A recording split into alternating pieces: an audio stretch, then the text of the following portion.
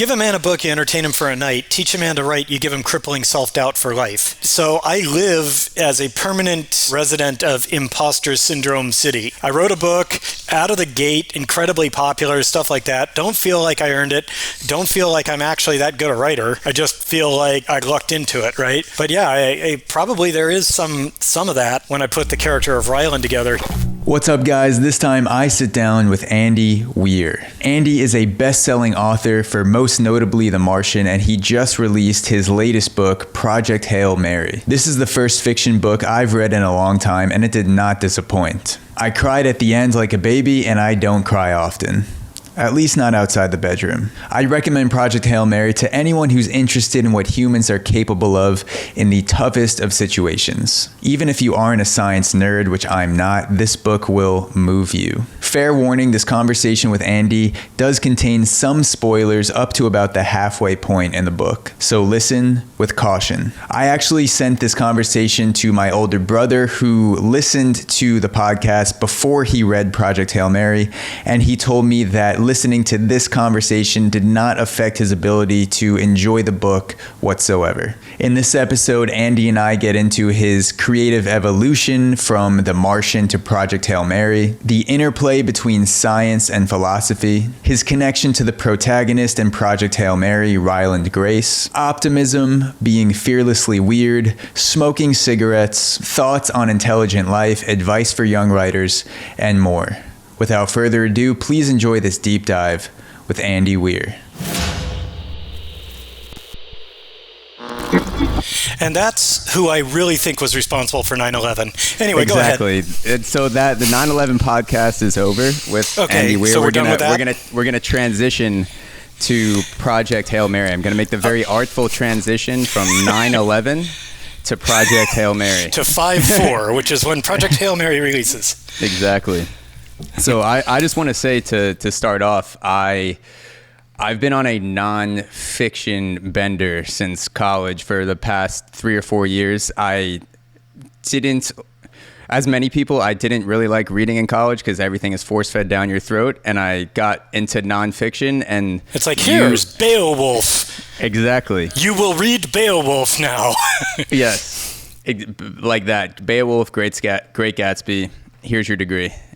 And you have reignited my thirst for fiction and storytelling. This is Project Hail Mary is the first fiction book, science fiction particularly, that I've read in a while, and I'm about 3/4 of the way through it. Started reading it a few days ago, and I cannot put it down. So thank you for reigniting my passion for fiction. That's the goal.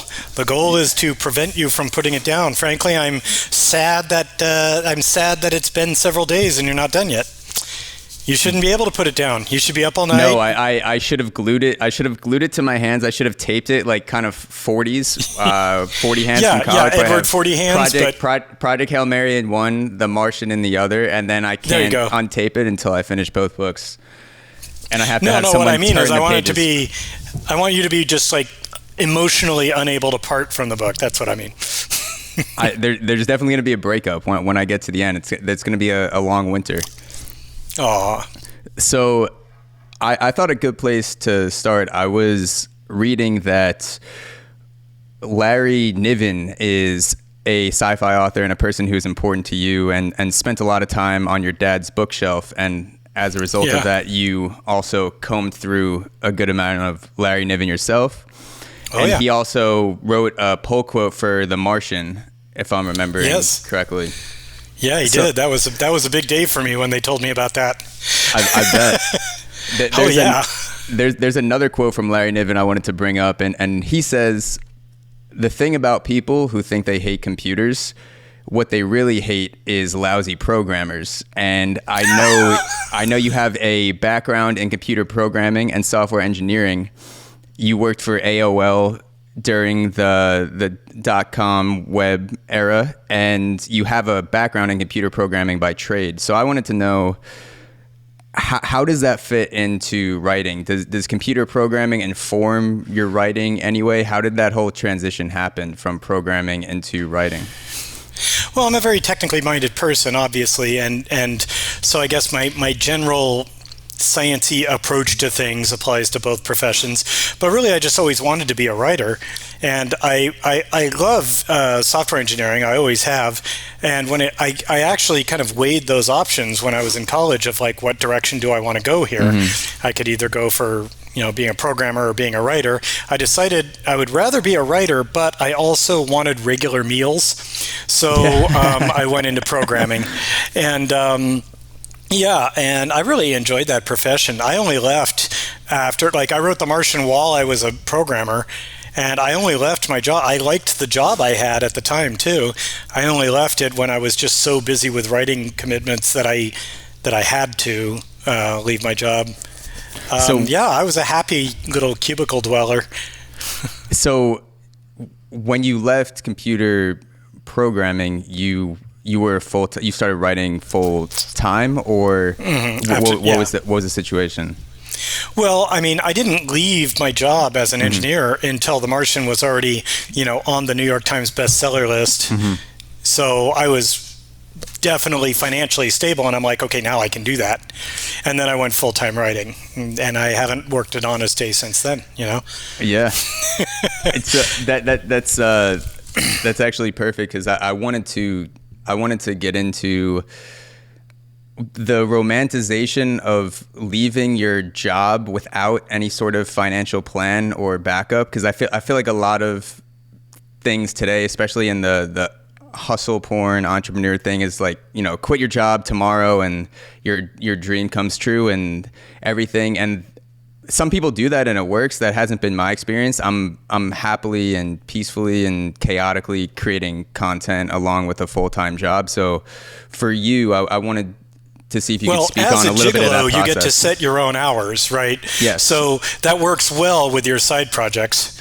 Yes, exactly. You can. So you were able to be a gigolo, do the side projects, and be a computer programmer. No, I'm talking about you. I was saying you have a full-time job. Oh, yes. That's true. I don't have a client coming for at least another 2 hours, so we're good. Right, we're you're set. fitting this podcast. And you need to recharge from your previous one anyway, so it's all good. It takes a lot of energy. Yeah. Takes a lot out of you. So I've got... So back to 9/11. Anyway, no, I'm just back to 9/11. You're talking about the very valid point of this notion of quitting your job and going into your passion, without a safety net or anything. And I think that's complete bullshit. You should not do that. One thing I tell people, I get a lot of people who ask me, hey, I want to be a writer, and how do I do that though? It seems like such a big risk and so on. I just always want to remind everyone, your passion does not have to be your profession. They can be two completely different things. I mean, there are people out there who, work as plumbers all day and then make model trains at night, and there are very happy people, You don't have to have the thing you love most in the world be your profession. And that's like a really important thing to realize. But you should be doing something that you enjoy if possible. It just doesn't have to be your number one. So for me, number one was I wanted to be a writer, but I also very much enjoyed being an engineer. And so I was, an engineer, and I wrote on the side. And anyone else who wants to do, I guess, for lack of a better term, an artistic profession, whether it be physical art, music, literature, anything like that, you can do that without quitting your job and giving up your financial safety net. You don't have to dedicate 100% of your time to making your passion into a profession. You can transition into it without taking a bunch of personal financial risk. Mm-hmm. Yeah. Sorry, there's some schmutz on my camera. I'm just gonna. Oh yeah, go ahead. It must be from my past gigolo session. Yes, right. Yeah. There we go. That's how I didn't always feel like that when I got into first I started interviewing music artists and creating content, putting out interviews, and then eventually stumbled across podcasting, and I became obsessed with monetizing it from the very beginning. For about the first year and a half, I was like, how do I make this my full-time job? How do I get out of what I'm doing right now, which is helping other companies brand themselves and create content for their own purposes, which I do get value out of. But I realize that if this suddenly becomes the beast that feeds my bank account, there's a lot of freedom that I no longer have. And so I've been thinking about like how different do I want my ideal life to be from where it is today? This is pretty good. I mean, I'm talking to someone across the United States in my free time, and then I have another job that allows me to live and eat. And so I'm like, why do I really want to change this? Is it just so I could say that I'm a podcaster full time? Like, can't I just say I'm a podcaster anyway? So yeah, and I mean, I highly recommend the same to anyone else who wants to, branch out into if you want to branch out into your passion, you don't have to give up your job or your source of income or your financial security. What are some of the worst pieces of advice out there for becoming a writer, and not being a writer and financially supporting yourself, but just like the act of sitting down and writing something every day? What are some of the worst pieces of advice you've heard about it? That's interesting. I can't, it's weird. I don't see a lot of bad advice for writing. You see a lot of good advice that you see over and over again from lots of people. I guess bad advice would be things like just write from the heart, or speak your truth, or say just vague ass crap that doesn't actually help people and makes them, I've got lots of advice for writers, but I can't think of anything that's like bad advice to give. I have a lot of advice of, here are a big list of things that you should not do, but I think you'll find there isn't really anybody out there telling you to do them. It's habits that people will fall into that you need to say, like, hey, if you're doing this, that's a bad road to go down. Don't do that. I'm sorry, I don't really have a good answer for you. No, it's an answer, and it leads me to my next thought, which is what has worked for you. Maybe it's not advice that you would say this is the way that you do writing, but what are some things that have worked for you in particular? Because I know you've said in the past that you have some sort of a rolling average of number of words that you'll write per week, or you'll anything environment related or creative related, things that are staples for you that you think this has helped me, and if I get away from this, it might not be such a good thing. Well, in the end, it always comes down to this, like, writing is like anything else. It's, 5% inspiration, 95% perspiration, right? It's just, you've got to, it's work, It's one thing to think up an idea for a sequence of plot events for a book. It's another thing to write them. And so for me, all of my challenges revolve around just motivating my lazy ass to do the work. Because I am a really lazy person when you get down to it. Super freaking lazy. I mean, if there was a global competition for world's laziest person, I wouldn't bother to go. Too much work. So it's like and so for me, it's really all about motivating myself. So the words per day, when I'm working on a first draft, I try to get 1,000 words a day done. That's 1,000 words per weekday. So, and the way I actually do it is I say 5,000 words a week is what I'm shooting for, and I have to have at least 1,000 done by the end of Monday, at least 2,000 done by the end of Tuesday, 3,000 by Wednesday, and so on. So that means, and that's carefully constructed so that if I'm kind of on a roll on like Tuesday, I don't have any reason to stop. I don't want to go like, ooh, I made 1,000 words, and I'm on a roll, so I want to save this for Wednesday. No, it's just like I'm now working on Wednesday's quota, by having succeeded on this. So it encourages me, if I'm doing well, to just press on. Yeah, I like that. So it's more of it's like a flex. You don't have to write 1,000 words a day. If you write 3,000 on Monday, you say, okay, the next 3 days I have to write 2,000, so I can go on a hike or play video games one of those days, or Yeah. you know, Well, not that also, that's I what you don't- want to do. Right, but I also don't always succeed. You know, I mean, one of the worst aspects to being your own boss is that sometimes your boss is really lenient. Yeah.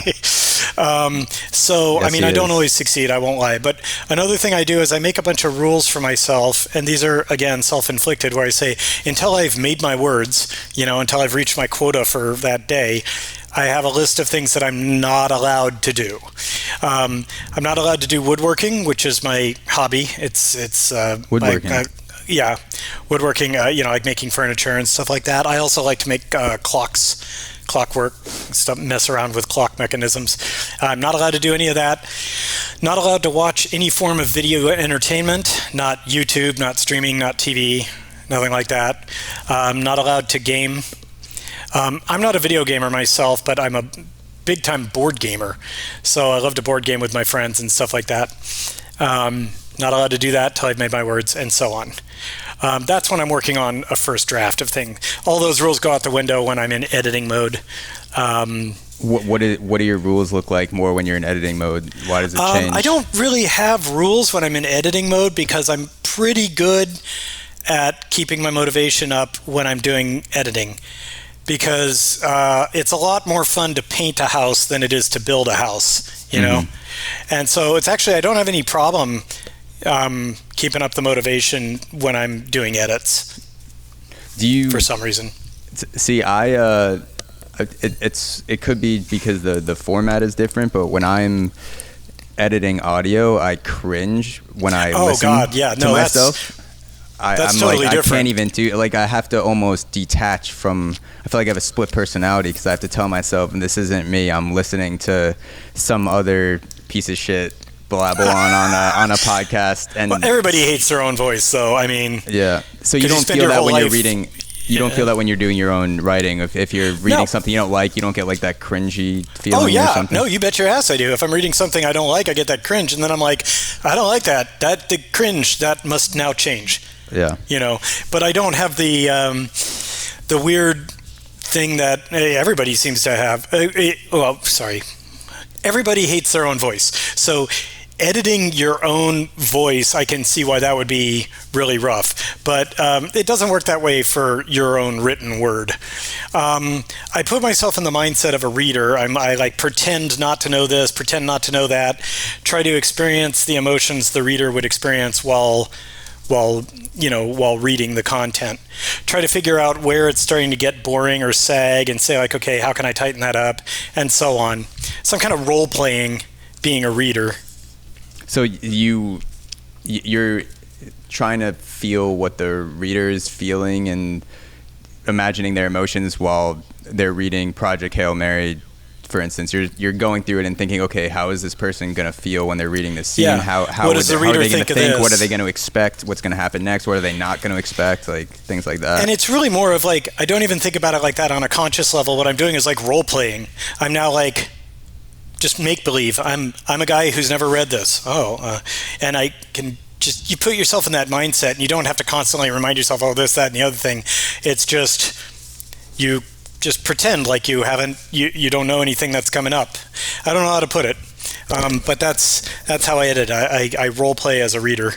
No, that makes sense. Like you're in some way, maybe that you're not even aware of, you're able to detach from your own perception because you have the whole story in your head, a lot of it mapped out while you're writing it, I imagine, and then you try to see it from the reader's perspective who has no idea what's going to happen 20 pages from now or even 5 pages from now. Yeah, exactly. And that's my editing process. So also it's just a lot more fun to edit for me because I feel like I'm making a lot more progress. Like it takes me, all day to write 1,000 words. It'll take me like maybe 10 minutes to edit 1,000 words. I might just read through it and go like, yeah, that's good. Or here's a clumsy sentence. I'll fix that. But zoom. So it just feels like you're really being very productive. Yeah. So I listened to the whole conversation you had with Joe, which is called Conversations with Joe on YouTube. Questions with Joe in Questions that case. with Joe. And he titled the video Conversations with Joe. And that was my entrance to his channel. And he's great.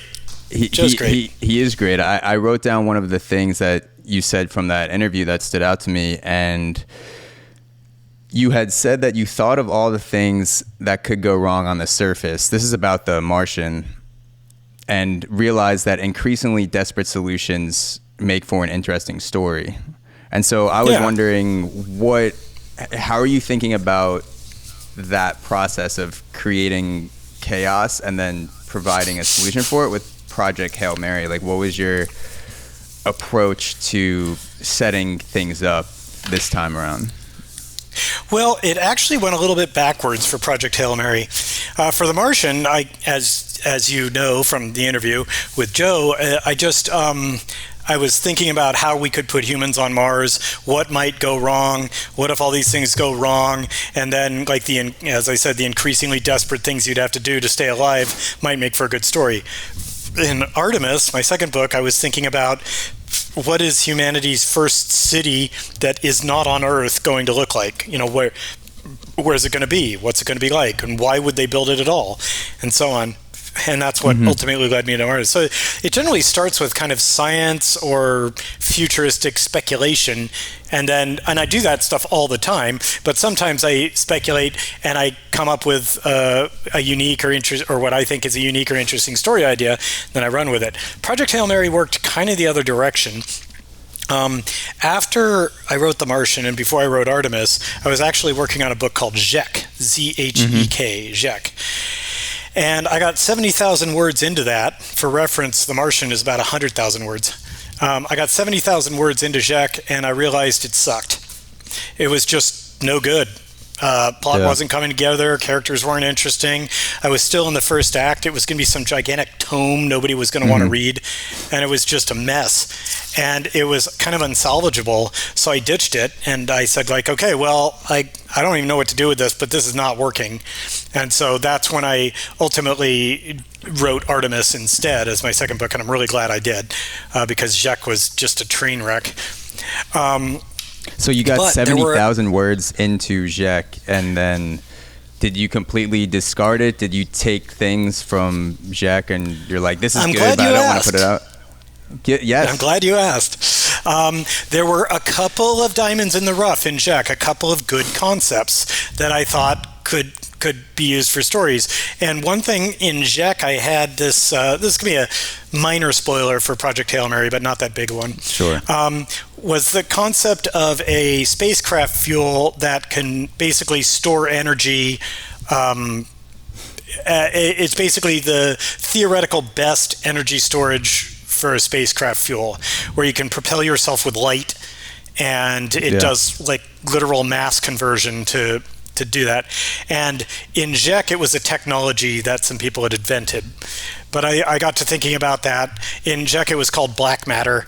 And the cool thing about black matter was it would absorb any electromagnetic radiation, any light, any photons, anything that hit it, which is why it was called black matter, because it would absorb all light. And it would turn that just into mass, which it would store and get bigger and bigger. And then you could use that to, you could release the light basically to propel a ship around. Thought that was kind of cool. And I got to thinking, like, well, that would be neat. Like, that would be this awesome spacecraft fuel. That would be, you could do interstellar trips with it if you wanted. And I was thinking, I wonder like how I could write a story about that, but without all the other stuff in Zhek. I'm like, well, we don't have remotely the technology in modern day to invent something like that. I'm like, okay, so what if we found it somehow? It's like, okay, well, how would we find it? And then I thought, like, well, what if instead of a technology that was created, what if it was just a naturally evolved life form? And that's what I came up with the idea of. Oh, okay, it is a monocellular life form that does this. It collects energy, stores it. It stores it and then uses it as light to propel itself across space. I'm like, well, why would it do that? And how does it get all that energy? And those two things kind of answered each other. The way it gets all that energy is it doesn't live on a planet. It lives on the surface of stars, where it collects enormous amounts of energy. And the reason it has that ability to propel itself through space is because that's how it spores out to other stars. It's like mold. It's not intelligent. It's just a monocellular life form doing its thing. And then I thought, like, oh, now that would be cool. So now we have this naturally evolved life form that does all this stuff and, lives on the surface of stars. And let's say humanity found some of that, and then we could breed it up in artificial conditions and then do cool space stuff. And I was like, oh, but they'd have to make sure to be really careful not to let any of it get on our sun, because then all hell would break loose. And I'm like, wait, all hell breaking loose is where stories come from. So yeah, that's the chaos. So hang on, let me back this up. It's not something we find, it's something that infects the sun. And then we figure it out and have to find a way to stop it. And then also, because it's infecting the sun, we have access to it, so we can use it as spacecraft fuel to go travel an interstellar distance. So now I need a reason for that. And so it all just started coming in backwards from that spacecraft fuel idea. So you were originally looking for something that could be a sort of fuel or technology that we didn't have yet, and rather than project our own technology forward, you decided we're going to find this from somewhere else. This is going to come to us somehow, and we'll use this. We'll combine it. Like, we'll combine other galaxy, intergalactic tech with human tech, and it's not tech at all. It's organisms. It's a naturally evolved organism. It's extraterrestrial life, but it's not take me to your leader. It's mold. Yeah. I like how realistically you think about human interactions with aliens or just beings that aren't from Earth, because I feel like a lot of times it's like this huge romanticized meeting between humans and another species that's not from here, but it's like you think through practically, okay, if this happens, like what would be how would we approach atmospheres? Like, what's our time? Like, do we even have the same concept of time? Are we even going to be able to see each other? Do people see on the same wavelengths? We're getting, just for your listeners, maybe might want to warn them. Spoilers. A little bit of spoilers. Yes. Yeah. I guess a more general way to say it is, without going into any specifics in the book, I like the way that you think about the realness of humans finding other life forms, like the actual practicality of it. Do you want to have a spoiler section or?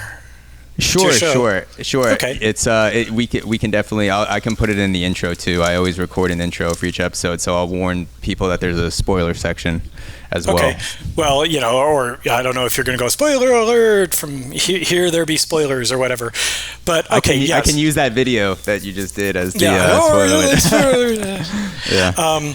But yes, within the story, our hero is in the Tau Ceti system because scientists on Earth notice that they have this infection in the sun, and also all the surrounding stars seem to have the same problem, except Tau Ceti. And so they put together this mission to send people to Tau Ceti to find out why. And the name of that ship is the Hail Mary, because it's a Hail Mary. It's a desperate attempt, desperate last-ditch effort. And so he goes to Tau Ceti to find out why. And then when he's there, he runs into an alien spacecraft. Turns out there's intelligent alien life around on a planet in orbit around the star 40 Eridani. And that star is having the exact same problem, that this astrophage infestation has gotten through our local area of space, and so their star is also dimming. They're in the same boat as we are, so they also noticed that Tau Ceti is not dimming, so they also sent a mission. And so it's a first contact story, and we have our main character is a human, and the person who becomes the kind of deuteragonist, second most important character, is an alien the human nicknames him Rocky, because he's basically like a five-legged spider about the size of a Labrador dog, fairly small compared to the human, and he has like rocky, like a kind of a rocky crenellation looking outer exoskeleton, for lack of a better term, and it actually is rocks. It's actually minerals, and that's the first contact story. And one thing that always annoyed me in first contact stories is it always seems to be some hot blue-skinned chick who like looks exactly like a human, except maybe she has some forehead bumps or something, and then is completely comfortable in Earth's atmosphere, pressure, eating our food, everything, right? That always bugged me. The kind of Star Trek, I mean, don't get me wrong, I absolutely love Star Trek, but this notion that everybody lives in the same environment. I also like how in most UFO stories or other first contact stories, it's that a lot of times aliens are so curious about humans, they just want to study us, and we're so interesting, and there's not really a lot of times any selfish motive on the part of the people who are coming to visit us. But in this case, Rocky has a very selfish motive for wanting to reach out and talk to the protagonist from Earth. He's not like, like humans are so fascinating, I can't like keep away from humans. It's like, I need to talk to you. He has a reason for it. We need to work together to solve our common problem, which is what that's what it's about. And it's actually like the main bulk of the book is the story of a friendship. It's like these two become like bros. It's a buddy cop movie, basically, you know. And and the feedback I'm getting is great. I didn't realize how much people were gonna love Rocky. Like, they love Rocky. They're like, I like your main character, but Rocky's my man. Yeah. I mean, there's not. You mentioned, you know, he's looks like a spider, size of a Labrador, 5 arms. He's not a very physically appealing specimen. People shoo away spiders on Earth, and you can't help but feel some sort of bond with Rocky in the book. Well, he's a very likable critter. Also, back to what I was saying earlier, is like it always bothered me how, you know, aliens are in other stories are completely comfortable in our atmosphere and pressure. There is like no part of our environments that really can be shared with Rocky and Ryland. Like Iridians, that's the species that, Ryland gave them that name. Rocky's race lives at 29 atmospheres of pressure, so 29 times Earth's atmosphere, in an atmosphere of almost pure ammonia. And also at about 210 degrees Celsius, which is like 400 something Fahrenheit. That's the ambient air temperature. Yeah, and also there's no free oxygen in Rocky's atmosphere, in the atmosphere he's from, and so his body never needed to evolve to deal with that. So like if you put a human in Rocky's environment, they'd die like immediately. You're being exposed to pure the temperature would burn you to death, the ammonia would kill you to death, and then the pressure would squish you to death. And Rocky in our environment would immediately first off, he'd be freezing to death, and then also he would literally burst into flames because he himself is hot, physically hot, because that's his natural body temperature, and there's a bunch of parts of his body that are oxidizable material that they didn't need to evolve not to have, because in fact Rocky is mortified when he learns that Ryland lives in an environment that is like where we have so much oxygen. Oxygen is like an incredibly dangerous element. It's basically like you live you live in a planet that's surrounded by this unbelievably dangerous and deadly element. I mean, it just causes fire to happen. And he's like, sometimes we get fires. Yeah, okay, so sometimes at any given time, parts of your planet are on fire. There's never a moment where there is no part of your planet that is on fire. It's crazy now that you're saying it, that one element that is incredibly life-giving to us could be poisonous and instant death for someone else who comes to the planet, and we kind of just accept that this is what happens when you live on a planet with oxygen. Like, things set on fire all the time. Yeah, things catch fire, no big. Yeah, but like, imagine if we didn't need oxygen to live, if we breathed nitrogen or something, and it weren't omnipresent in our atmosphere, it would definitely be illegal. Like, it would be a controlled. I mean, it's like dynamite. It would be illegal to own without all sorts of special licenses. Yeah, people would be on the corner slinging weed and oxygen tanks out of their. Well, oxygen. It wouldn't be a drug. It would be a weapon. It would be a weapon. Yeah. Yeah, it's like dynamite. Yeah, that's it's wild to think about. So the protagonist of the book, Ryland, he goes from a teacher to thrust into this situation in space where humanity is relying on him, and his whole world is shaken up. Like, he goes from kind of relaxed and, doing a job on Earth to having his whole world blown apart into things that he never imagined were possible. For you were working as a computer programmer. you were writing the Martian, releasing it as a serial, and eventually, everything happens where it's downloaded organically. You eventually get the book deal, and I remember hearing you say that the book deal and the movie deal happened in the same week. So essentially, 4 days apart. Your entire world, you go from one position, you're shaken up, and then you're thrust into the spotlight as an author, and it's, the mind behind the Martian, the movie as well, which also did incredibly well. Is there a connection between?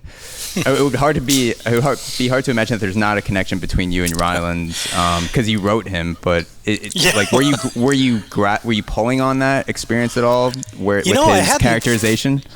I hadn't thought about that, but there may be some of that. There may be some of that notion. I mean, give a man a book, you entertain him for a night. Teach a man to write, you give him crippling self-doubt for life, right? And so I live as a permanent resident of imposter syndrome city, right? Like, I wrote a book out of the gate, incredibly popular, stuff like that. Don't feel like I earned it. Don't feel like I'm actually that good a writer. I just feel like I lucked into it, right?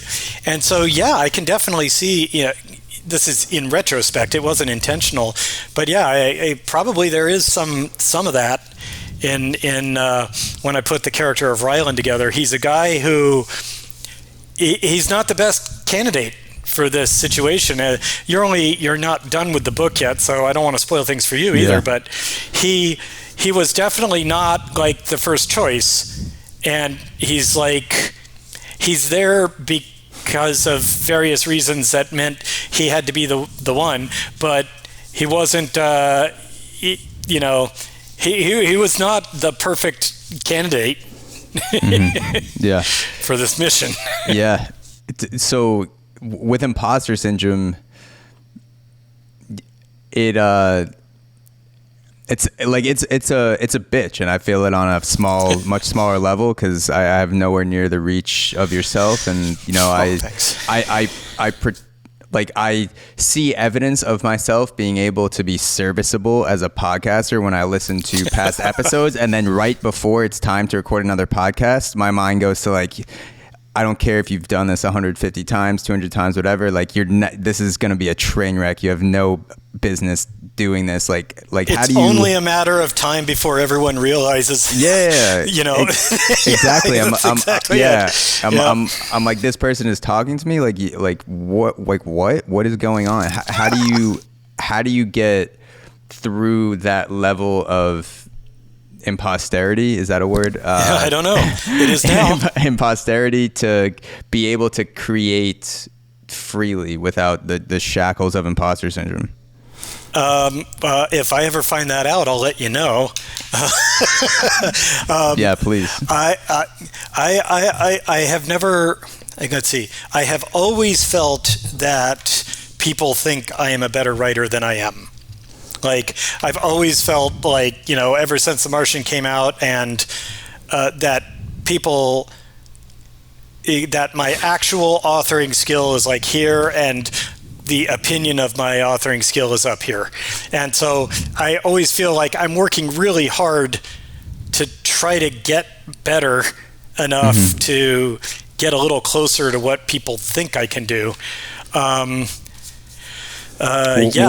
the difference between, for you, when you hear what other people say about your writing and you look at your writing from your own perspective, what do you think that they're not getting right or they're overshooting? Well, one thing is, like, I am not very good at, so every time I write a book, I try to challenge myself to do something that I don't think I'm very good at. One thing I don't think I was very good at first after writing The Martian, I was like, people say The Martian is great, but there is zero character depth. Like, all you know about Mark Watney is he's a dude who didn't want to die.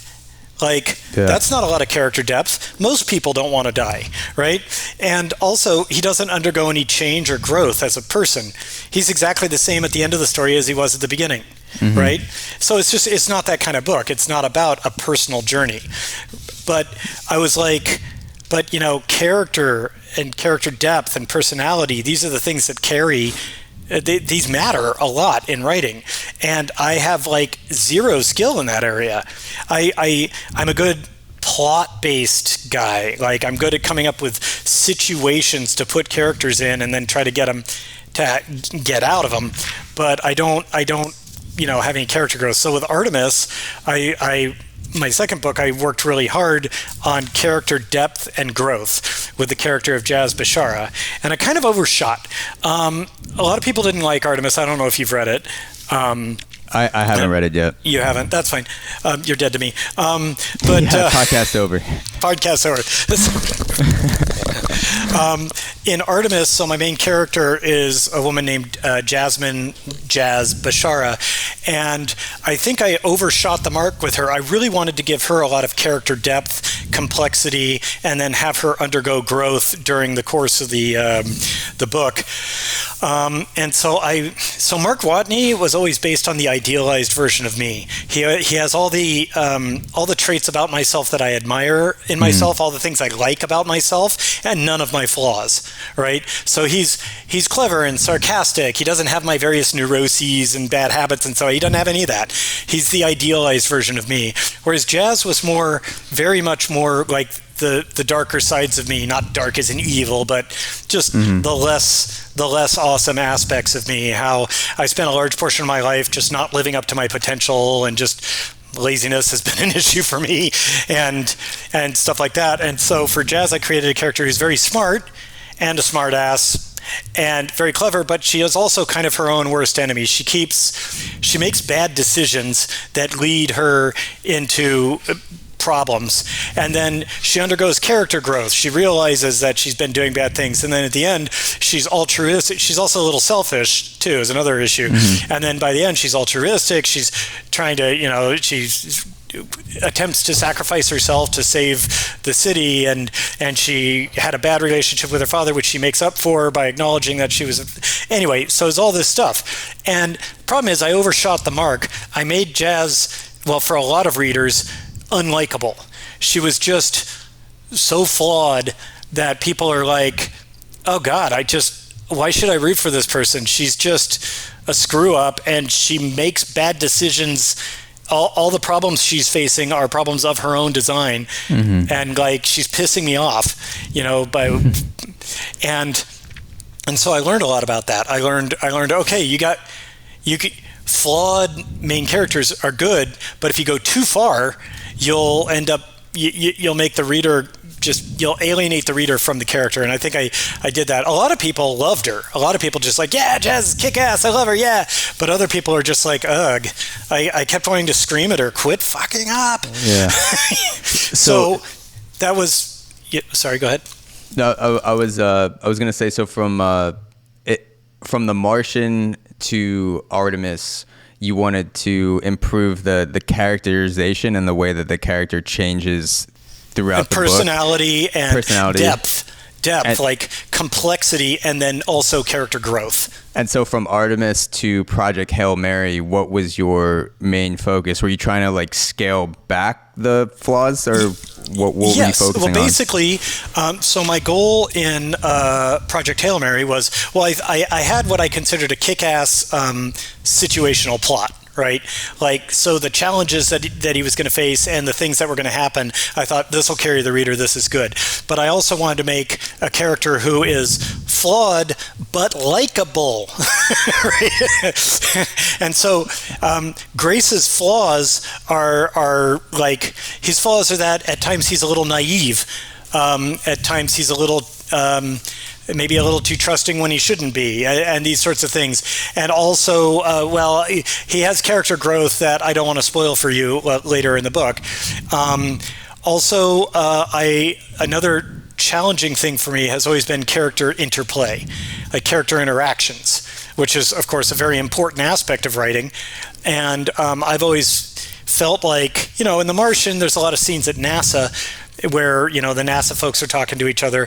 And I gave them all kind of slightly unique personalities, but I couldn't really service the characters because I didn't want to spend a lot of time there. And also I suck at it. So there's not a lot of differentiation between the NASA characters. And their conversations are all just kind of blend together. And it's like, who said this? Who said that? I don't care. It's an exposition dump anyway. And so I wanted the concept of personal interactions among people who are very different personalities. And I got that in two places in Project Hail Mary. In the Project Hail Mary, for those of you who haven't read it and have decided to listen to a monumentally spoilerific podcast about it, it has two main time settings. There's the present, where it's our hero on the ship trying to do his mission, and then he has flashbacks to the past. And in the segments in the past, he does a lot of interaction with a character named Strat, and she's the person who's been put in charge of basically making the Hail Mary project happen. And in the present, he has a lot of interactions with Rocky, the alien. Yeah. And so I got my fix of character interactions, and I feel like I did a good job on that this time. So we'll see what the readers have to say. Also, a side note, I am a huge hypocrite because I frequently say how much I... What's that? I said same. I'm also a huge hypocrite. Yeah, I'm a huge hypocrite because I always say how much I hate flashbacks in stories. Hate them.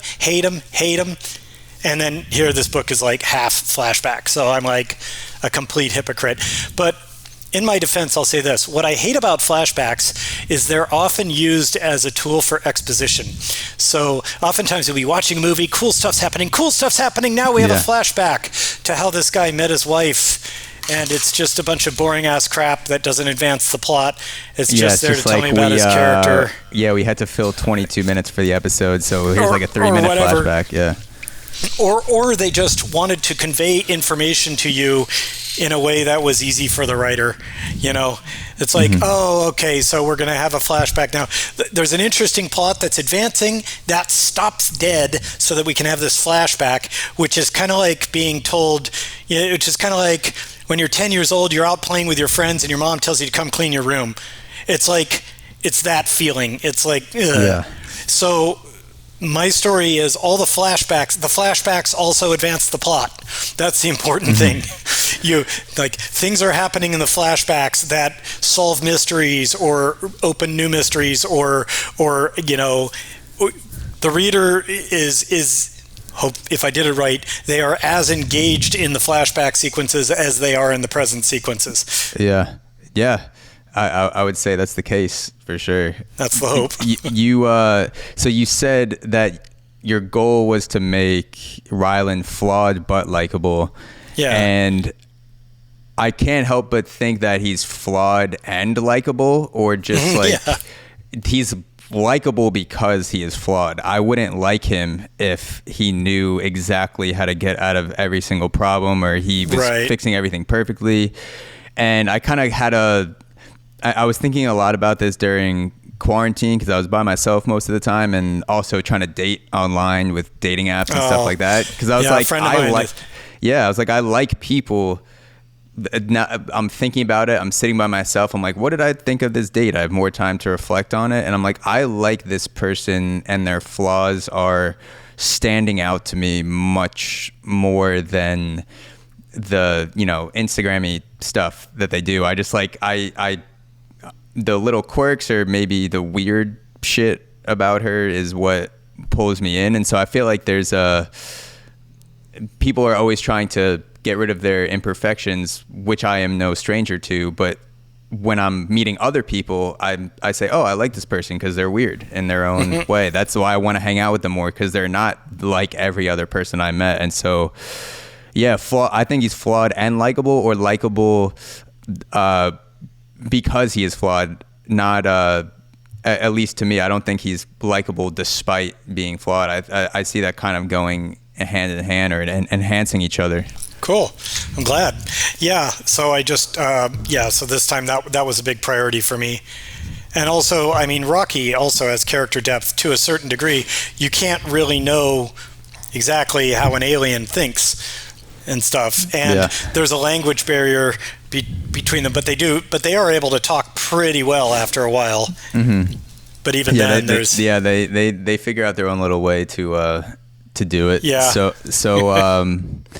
speaking of language, the protagonist Ryland, he has soft language. I would say, like, yes, he doesn't swear. Curse. Yeah, and you find out what the reason for that is in the book.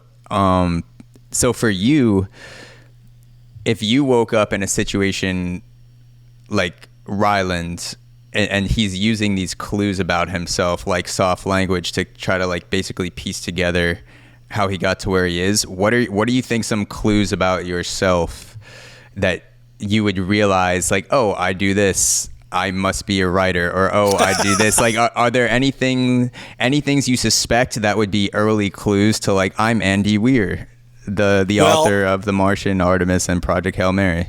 I would probably never realize that I was a writer. The way I think about things, I would probably think that I was an engineer or a scientist. I'd be like, oh, I know a lot of physics and science and stuff. That must be what I do. So based on your initial thoughts, you think very scientifically, and it would take you a long time at least to figure out you were a writer, or you had a creative job. Yeah, and if somebody came up and said, like, oh yeah, you're an author, you write science fiction novels, I'd be like, no, come on, really? Yeah. What do I do, really? But you'd have to figure out eventually that you were a writer in some capacity. You'd feel some craving to write or do something maybe creative, or you don't. Although if I was in a situation like that, I probably wouldn't see. Most of my creativity comes when I'm bored. Daydreams are kind of the beginning of all my stories. And if I was in a situation like Ryland, I wouldn't have time for that. Yeah, that's true. It is. There's a very hard limit on time that kind of sucks any peripheral creativity out of you, or just doing shit for fun. Something that I want to get into that you alluded to before is your optimism in humanity. Your people seem to be generally good in the things that you write, and there's a fundamental goodness to the characterization. So my question with all of the negative kind of Black Mirror-esque sci-fi stories is like, why do you choose to have that, or what draws you to the optimism with sci-fi, scientifically accurate science fiction? Because I think optimism is accurate. I think that if you compare any two, if you compare any 2 years in history that are, like, say 100 years apart, you would rather live in the later 100 years. You would rather live in the latter date. So I think we can agree that 2020 sucked, right? Like the year. Yes. It sucked. Yeah. Now, would you rather live through 2020 again, or live through 1920? 2020, 100%. Yeah. I myself have gone my whole life without ever seeing a no coloreds sign in a store window. Right? I've never, and none of my friends have died of typhus, and I don't know anyone who was paralyzed or disfigured by polio. It's like, humanity just gets better over time, like pretty much without exception. Now, over very short periods of time, yeah, things can get worse before they get better, but they always eventually get better. Like, I would rather be alive in 1935 than 1942, for instance, because World War II, right? But I would rather be alive in, 1955 than 1935. Yeah. Yeah, when I'd rather be alive in 1942 than 1842, Yeah, so it's like we have these little blips of huge peaks or really deep valleys, but on in the long-term growth in people treating each other, it tends to go up. It always goes up. So it's not just the march of technology, it's also just humanity and culture and how we interact with each other. We are getting more and more civilized over time. And I don't know if that's you can consider cultures to be a technology, right? You can consider ideology to be a technology because it gets refined and experimented with and then refined again over time. And so you can think of that as another technology that's emerging. And as for Black Mirror, I'm kind of on record where I think the people who write Black Mirror they do a really good job, and they're very good writers, but the overall premise drives me crazy. It's always just basically technophobia. It's the idea that technology is bad, or at the very least, it has such a dark side that, this and so on. Whereas I hold the completely opposite opinion. A question I often like to ask people is, okay, can you name a technology, any technology, that has done more harm than good to humanity? Any technology that's done more harm than good to humanity. To humanity. Yeah. So people say nuclear bombs. Nuclear would have popped into my head a couple months ago before nuclear energy. I looked into it. Yes, exactly. Nuclear energy. Social media pops into there, but the only reason why I'm able to do what I do and put out podcasts is because of that. So it's like, and on a greater level too, people being able to communicate. So and a democratization of free speech, and entire nations that never really had access to outside information before now can communicate directly. It's just like anything that you think of as a negative effect of technology, if you look at the technology itself, it is probably doing more good than harm. Now, when you start talking about things like weapons of war, okay, yeah, I mean, this is a gun. It does not, its purpose is to kill people. Does it do more harm than good? You could argue that, but then you start getting into the philosophical concept of how many lives have been saved by us having those weapons at our disposal, and therefore not needing to use them, right? Yeah, no, it's hard because how do you measure how many people haven't died? How many people haven't been killed? It's a hard thing to measure. And going back to the good versus bad, I guess even the technologies that people may think are bad today, like something like social media or Facebook specifically comes up a lot with malicious intent and swaying political incentives or disinformations. The fundamental building blocks of Facebook were started by a few guys that wanted to have some fun and fuck around and build something cool, and those were like the initial incentives for building something that they could not have imagined would turn into the Facebook that it is today. It was like people that generally wanted to do good shit that was also cool and excited them to work on it, and then it starts to turn into or evolve into things that may have some negative things. Even things that turned out to be incredibly negative have actually done more good than harm. Like you think of things like, okay, what about heroin? right? You're like, well, heroin was one part of the opiate pharmaceutical technology. And although we have an opioid crisis and epidemic going on, they have done more good than harm in terms of pain relief for billions of people, right? And then also you could say things like, all right, tobacco, like smoking, like that has been, horrifically bad. But actually, in a roundabout way, I suspect smoking and tobacco will ultimately save more lives in the long run, because it's kind of phasing out now as a habit. Not worldwide, but certainly in America. But the knowledge that we have gained about cancers and lung cancers and carcinogens and stuff like that will last forever. And so the lessons that we learned from that are probably going to save countless more lives in the future. Sure. And you also have the evolution of the actual drug. Like in nicotine, you go from smoking the actual tobacco to cigarettes to vapes to isolating nicotine in an attempt to make it safer. I don't know how safe it actually is with some of these. Like, I used to dip all the time. I used to put tobacco on my lip, like pouches. I played baseball in college, so that just like went with the territory. You play baseball in college, you dip, and it was fun. Like, I had a good time. It was a period in my life where I was like, this is a fun thing to do. I'm just going to do it.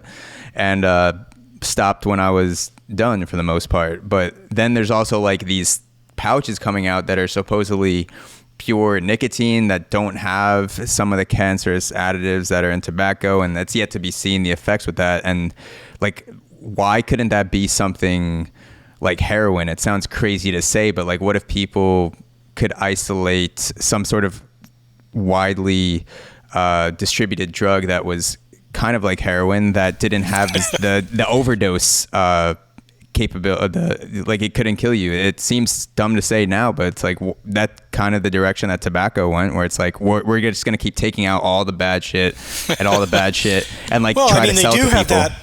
No, I mean, they do have that with heroin. It's actually just called diamorphine, which is what heroin actually is, the chemical. And they use diamorphine to treat heroin addiction because it's heroin. So it works really good at that. Yeah. But it doesn't have like all the crap that street dealers put in it.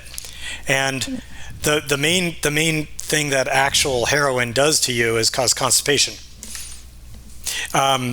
And the main way people die from heroin is by overdosing. I mean, it's not a good you shouldn't do it. Yes, I am anti-heroin. Yes, I want to be clear that I'm anti-heroin, but it's really interesting that heroin itself, it was invented as a painkiller. It was invented by Bayer. It was a brand name. Yeah, it started out as something where people wanted to do Bayer. Good. Yeah, it was like aspirin, So do you have experiences where taking drugs or smoking weed, drinking a little bit, where that enhances your creativity in any way, or it didn't work? Because I've smoked some weed and tried to make some stuff. I've drank and tried to make some stuff. Like, I'm kind of in between on what it actually does and what it doesn't do. So I'm curious if you've had any experience. I never really liked weed that much. Like, I smoked it a bit in college here and there, but I never enjoyed it. I drank, I went through a period of my life where I drank pretty heavily, to the point that I was like, am I an alcoholic? I'm not sure. And, but it definitely doesn't enhance my creativity. It just makes me lazy, and makes it harder for me to get any work done, because I just don't. I'm like, I've got a buzz on, and I'm like, nah, I don't want to work. I'm just going to goof off. Actually, I was drinking some. I got into mixology for a while. I got really into making drinks and stuff. And so I was. At one point, I was at the doctor just for an annual checkup, and she said, how many drinks do you have a week? And I was like, a week? Okay. She's like, the fact that you have to do a lot of math for that is troubling me, and so I realized I was having like maybe 5 drinks a night, like 5 cocktails a night. And she's like, okay, yeah, that's a lot. And I'm like, well, it doesn't, I don't really get drunk. And she's like, that's because you've built up a huge alcohol tolerance, and I was like, and she's like, you should not drink that much. It's bad for you, duh. And there's alcoholism in my family. And so I was like, I better look into this. So I decided I'm going to do an experiment. Just going to try an experiment. I'm going to go a week without drinking any alcohol and find out if that's difficult. Like, if that turns out to be a real problem for me, then that means I have a problem, right? Mm-hmm. Well, I went a week without drinking alcohol, and it was no problem. Yeah. It was no problem at all. And then, so I said, like, well, then why the hell am I drinking so much? Like, I'm not an alcoholic. I can go without drinking, and I'm drinking like 10,000 calories a week. That it's just going to go to fat, and I'm just like, why don't I not do that? And so I haven't really been drinking much since then. I'll have like maybe one beer a month or something like that. And so I guess I'm boringly clean. I'm. Yeah, well, maybe the boringness is what allows you to create such chaotic worlds and bring them to solutions. The boringness and the routine, which I kind of feel like... I'm not against it, by the way, for any of your listeners. I have no problem with people smoking weed or cigarettes, for that matter, or boozing up, whatever. Do what you want. But for whatever reason, I never enjoyed weed, and I really enjoyed alcohol, but then I realized I was starting to take it too far, so dialed it back. I was a cigarette smoker for many years, for 11 years actually. I was a hardcore smoker. I mean, it was like pack and a half a day. I was on the express train to lung cancer, and quitting that was very hard. Did you find that the nicotine boost helped you focus? Because I have a lot of experience with the dipping aspect when I was studying in college or when I was trying to write a paper, like throw a dip in. It's like I felt like I got a second wind when I had nicotine. Well, it's an upper, right? Nicotine is a stimulant. And I don't know. I just really loved it. I loved smoking, man. If they cured cancer tomorrow, I'd buy a pack of cigarettes later that day. Yeah. No, it's... I miss it. I haven't smoked in, coming on 20 years. So it's been almost 20 years since I last had a cigarette. So I think it's safe to say I kicked the habit. But... man, I still miss it. When I walk by, someone on the sidewalk smoking, I walk through the cloud and I smell it, I'm like... oh, Yeah. No, I guess I'm probably lucky genetically and that I don't have much history. I don't believe I have much alcoholism or any cigarette smokers in my family, or maybe one. But I feel like I've always been able to kind of like dabble in and out of drinking, and I feel like it's not better or worse creating for me. I feel like when I have one or two drinks in me, or I'll smoke a cigarette every once in a while, it's like a different sort of thinking. It's like I'm going laterally in some aspect. It's not like I'm making something better. It's like I have something in me that's forcing me or allowing the doors to open in some sort of way. And it's fun to do every once in a while. And I've always had this thing in the back of my head where I know, like, it's maybe it's the way my parents raised me, and I'm not remembering everything my parents said to me when I was younger, but I'm just like scared shitless of making something like that a habit. And so it's not like any moral thing where I'm like, this is bad, I can't do it. It's just like something internally keeps me from making it a habit. And so since I have that within me, I have enjoyed kind of delving into that world, using it creatively every once in a while, and then, ripping a cig, like writing something. And I just enjoy having something. I enjoy having a coffee during the day. If I'm recording a podcast, caffeine, 100%. I mainline caffeine. Yeah, it's like, and if I'm writing something and it's like 8:00 at night, I'm like, do I want to have a decaf coffee or should I have one pour of whiskey? I'm just like, I need something in my system, so why not have a glass of whiskey? Yeah. It's like an ignition. I actually, it's weird. In a weird way, I consider smoking to have been very good for me in the long term, because I took up smoking in college which right there is weird. Most people start smoking in high school or whatever, but I took up I didn't smoke until long after it was legal for me to smoke, which is weird. But I took up smoking in college because I was hanging out with a bunch of people who smoked, and I'm like, let me try one of those. And like I got hooked on it like right away, like so fast. I went from like never had a cigarette to I need a cigarette in like 2 weeks, and then from then on I was like a regular smoker, pack a day, then up to pack and a half a day.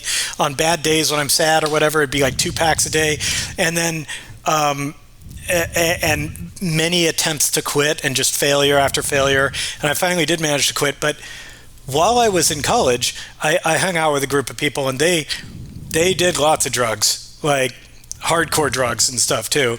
And I always said no to all of that, everything but pot. I mean, I said no to all of the other stuff because I'm like, I saw how quick I got addicted to nicotine. Like, I have an addictive personality. I know that now. Like I went from zero to give me a goddamn cigarette in 2 weeks. And so I'm not touching any of that harder stuff. I'm out. Yeah. So I think that was great because it made me never even consider that stuff.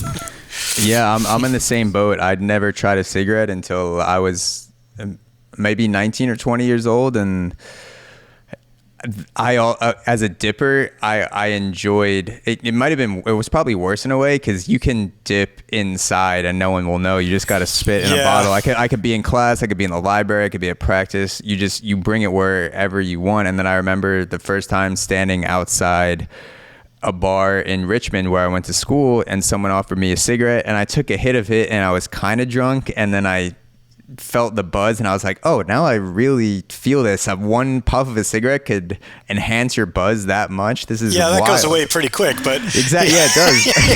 It does. But I understand that hook into it. And people are like, oh, cigarettes are disgusting. I'm like, have you ever had a pull of a cigarette with 3 or 4 drinks in you? Like, that shit just like brings you to another level. I can understand how people get hooked to it. Well, this episode of your podcast is all very pro heroin, pro nicotine. Yes.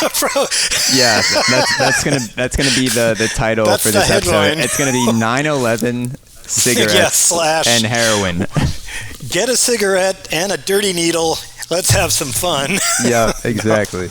No, so kids, don't smoke. No, my God. I mean, one of the things that made me decide to really work on quitting smoking the time I actually was successful was one time it was like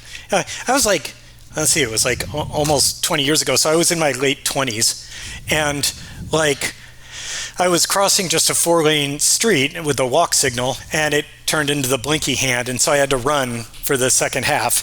And I was so winded after that I had like hands on my knees, thought I was going to puke and stuff like that. It's like I ran across half of a street and now I can't breathe. Smoking is bad. It's bad, okay? And was that the end all be all for 20 years? That was the instance? No, I then came up with a plan that I rigidly implemented, which was like, all right, I'm going to start by smoking a pack a day, cut myself down to a pack a day for a week, and then 19 cigarettes a day for a week, and then 18 cigarettes a day for a week, and so on, until I got down to 1 cigarette a day and then 0 cigarettes a day, and that worked. But so you weaned it off methodically. I weaned it off. Yeah, that was my plan. I don't know if it's a good way or a bad way, but it's what worked. No, I guess the thing that matters is that it works. That's the most important. Yeah. So whatever works. So to transition this is a total non-finesse. Yeah, unfinessedly. Apropos of nothing. Yes, apropos of nothing. I have one of the points in the book that stood out to me, and I'm going to try not to spoil the specifics behind it, but the protagonist finds himself in 0G, and there's this moment of violent anxiety that I felt at my core, because when I have panic attacks, or even when I feel my general baseline of anxiousness go up, I feel this weird combination of a lot of pressure in some parts of my body, like my chest and my throat, and then weightlessness in others, like my limbs. Like I'm just like, this is a concern. Why don't I feel weight in this part of my body, and why don't I feel pressure? And then that starts the loop of, am I dying? Is my throat closing up? Like all this stuff. First off, let me say I'm really sorry to hear you experience that level of anxiety. And second off, bro fist, not alone. Yeah, there we go. I'll do it through the on camera. Yeah, bro fist. No, I've struggled with anxiety my whole life. I'm very open about it, and I urge anybody, you and anyone listening, to get help. Basically, I know that sounds like a PSA, but it matters. It's very difficult to deal, practically impossible to deal with anxiety completely on your own. If you broke your leg, you wouldn't wing it, right? You'd go to a doctor. Mm-hmm. So one thing that I found that was a real problem for me for most of my life was I figured, well, there's nothing actually wrong. This is just who I am, and this is what it's like to be me. And it sucks, but there it is. No, it doesn't have to be that way. If your life is miserable because of anxiety or depression, that can be addressed. It's not an easy magic solution, but it can be addressed. You go to therapy, you go to a psychiatrist who will maybe see if you have like a chemical situation going on in your brain and prescribe you meds that can help even things out. Again, the meds aren't a magical solution. Just like if you broke your leg, you get a cast and then a bunch of physical therapy, Mm-hmm. But I guess I would really love if I could wave a magic wand to destigmatize anxiety and depression.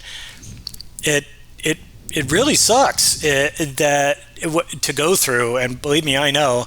I spent a year of my life just in the dumps, back when I was in my 20s, and I was clinically depressed.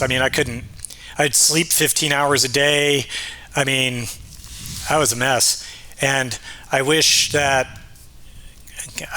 somebody had been there to just kind of make me go to get help. Yeah, I feel for that, and I also consider myself lucky in anxiety, just from an anxiety standpoint, because I have had periods where for months at a time I'm in a hyper anxious state, but I haven't been in anything prolonged where, like you said, you were sleeping for 15 hours a day. It was a year. Well, that was a depression thing. Anxiety and depression are basically two sides of the same coin. Yeah. I think it's the same set of fucked up chemicals in your brain. Yeah, I've always had some sort of rebalancing. I've had periods where it's rebalanced, and when I read that scene in the book, I really identified with, and I don't know if it was intentional from writing about experience with anxiety yourself, or kind of pulling on that, because I was like, oh my God, I'm picturing myself the first moment where things drop to 0G in space, and how, besides the whole mission, how am I going to deal with that from an anxiety standpoint? Because first you think, oh my God, this does not feel right, and then you start to think, if I was in that situation, I would start to think, all right, if I don't get this under control, humanity is fucked. And then that starts the loop of that's making me more anxious, and then humanity's more fucked. And then it's do I just curl up in a ball floating around the lab cycle as humanity, slowly fades away? Well, for me, the worst part wouldn't be the 0G. It would be the last minute or two before 0G, knowing that it's going to happen, and just this is going to feel like I just fell off a cliff and I can't do anything to stop it. And here we go. Yeah. Yeah. So how has your relationship with anxiety evolved in your life? Because I'm curious. It's for me, it's gradually getting less and less shitty. That's how I describe it. Yeah.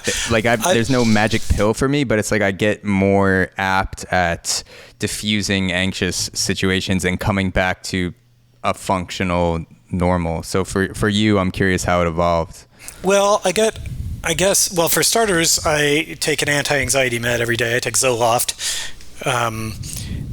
which is actually an antidepressant, but antidepressants work for anxiety issues because, again, same set of bad chemicals. And so that helps. And it was weird because it took me like 6 weeks to even notice, that it was doing anything. But I was like driving somewhere and I was thinking, last time I was here, I was really stressed out about how to get off at this exit and how to make the turn and stuff. And this time it doesn't bother me. And it's like that. And so that helps a lot. Also, I do therapy every week. Every week I have a therapy session. It's remote now, but works great. And I don't know. It's just there's something about getting older. It's just the older you get, the less you give a crap. It's it's kind of nice. Everything just gets less intense. Yeah. Well, I was wondering. I mean, I'm pushing 50. I don't know how old you are. You're young yet. I'm 20. I'm 27. So yeah, like a lot of times when I have a panic attack, I think my thoughts go toward death. Where I'm like, I know I'm not dying on a rational level, but I feel like I'm dying. I've always wondered if I'm older, will I be less anxious because I know I'm closer to death? So that's like dying as a 27-year-old in my mind. I'm like, oh my God, I'm going to accomplish all these great things and, be super, successful in my field. And if I die now in this moment. my mom's in her 70s and she's like, screw all y'all. I'm too old to die young. I always wondered if I have a panic attack when I'm 75, if I'll just be like, well, like I'm close anyway. I don't give a fuck. Yeah.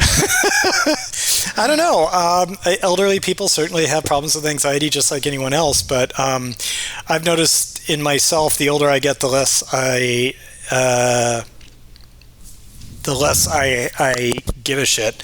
But I am a very anomalous case of a person who's had just like all of his dreams come true. So that may be part of it, Yeah.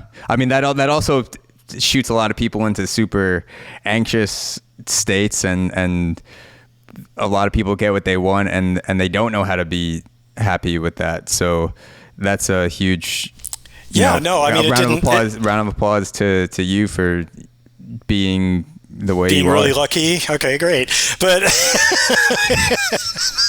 hooray me for looking into it. But yeah, it didn't solve a lot of my problems. I was still having problems with depression and anxiety, and I always will. But it's just a thing you got to deal with. As I get older, I have a bunch of physical problems too. And I'm like, well, that's there too. If I sit for a long time, then when I get up, my knees hurt. Okay. Yeah. And that apparently is a feature that's going to remain because it hasn't gone away. So I guess, anxiety is just one of those things. So I got a hard out at 3, by the way, just at my 3 o'clock. Yes. Just so like 6 minutes. 6 minutes. Okay. So I have a couple more questions I wanted to ask you and then I'll be mindful of the time. Yes. Lightning round. My brothers would kill me if I didn't ask you this. They're also huge fans of your work. What did you think about The Martian winning the Golden Globe for Best Picture in a Comedy? That was one of the things they sent me to ask you. They wanted to know, like, was it weird? Like, what were your thoughts on seeing it as a comedy? It was as a musical or comedy. So remember, maybe they thought it was a musical with all the disco. You don't know. It's a lot of Donna Summer. The Golden Globe, I mean, they've changed the rules and stuff since then, but really the Golden Globes is a means by which the Hollywood foreign press gets to meet people they want to meet. And so they nominate the people they want to interview. Okay. And so it is what it is. I've never been too excited about awards. I mean, I've won a bunch of awards and I mean, I don't care. Yeah. I mean, I guess that's a good attitude to have. I guess it's cool, but it's not like your main focus. Yeah, it's not my main focus. I would rather sell 1 million copies of a book than get an award. Like, yeah.